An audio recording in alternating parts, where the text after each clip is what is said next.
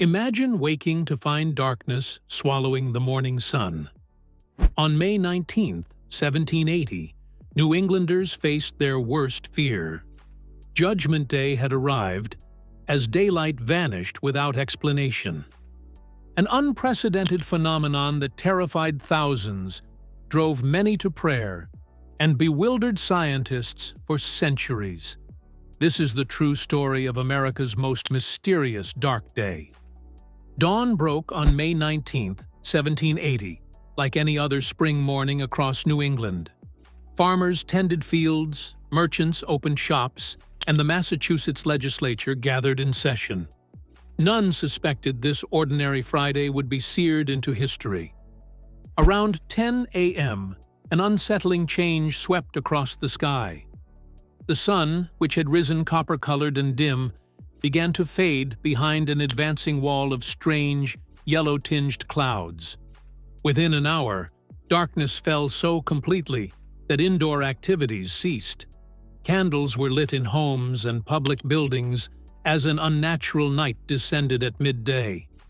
The darkness was such as to occasion farmers to leave their work in the field and retire to their dwellings, wrote Samuel Williams, a Harvard professor observing from Cambridge. Candles were lit up in the houses. Fowls went to their roost. Objects could not be distinguished, but at a very little distance.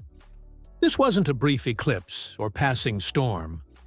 Hour after hour, the darkness persisted. By noon, it was impossible to read outdoors. Birds fell silent. Livestock returned to barns. The temperature dropped sharply as people huddled indoors, many gripped by mounting terror. For a deeply religious 18th-century population, the implications were apocalyptic. Churches filled spontaneously as ministers delivered impromptu sermons on divine judgment.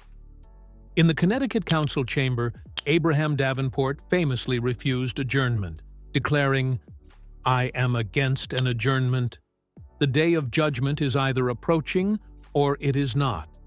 If it is not, there is no cause for an adjournment. If it is, I choose to be found doing my duty." In Salem, Massachusetts, a woman reportedly ran through streets shouting that the day of judgment had come. Children wept. Prayer circles formed spontaneously in town squares and private homes. Some prepared final confessions, certain they would soon face their Maker. Not everyone surrendered to supernatural explanations.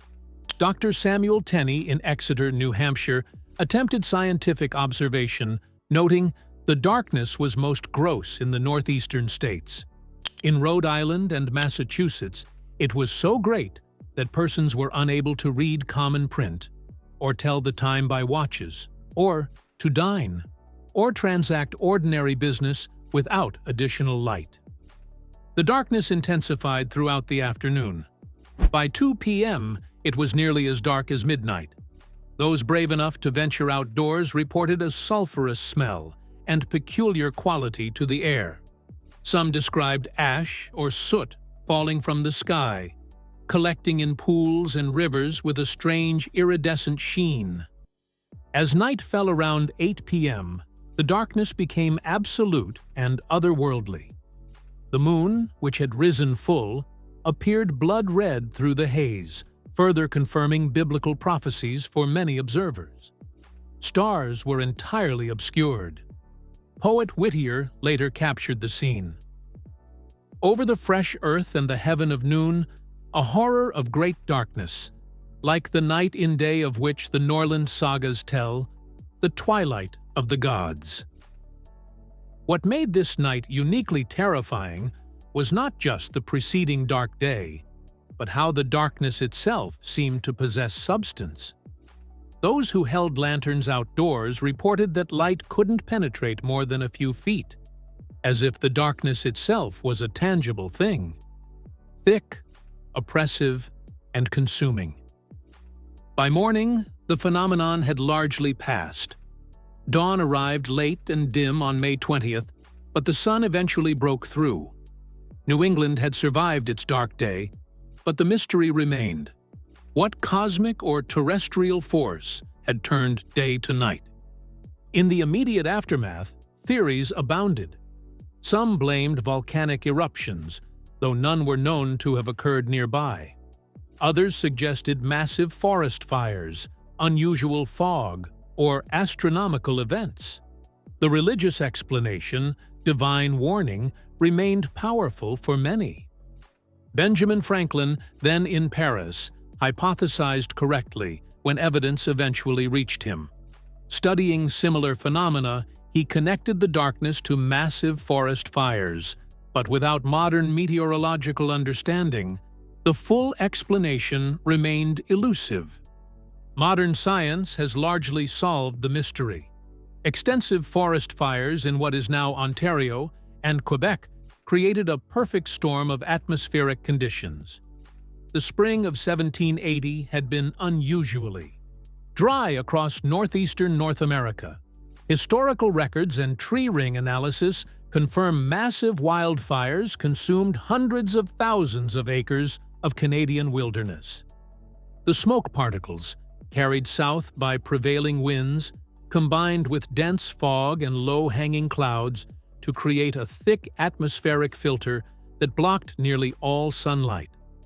The peculiar yellow tinge reported by witnesses matches the light filtration effect of smoke particles, while the sulfurous smell and sooty deposits align perfectly with wildfire aftermath.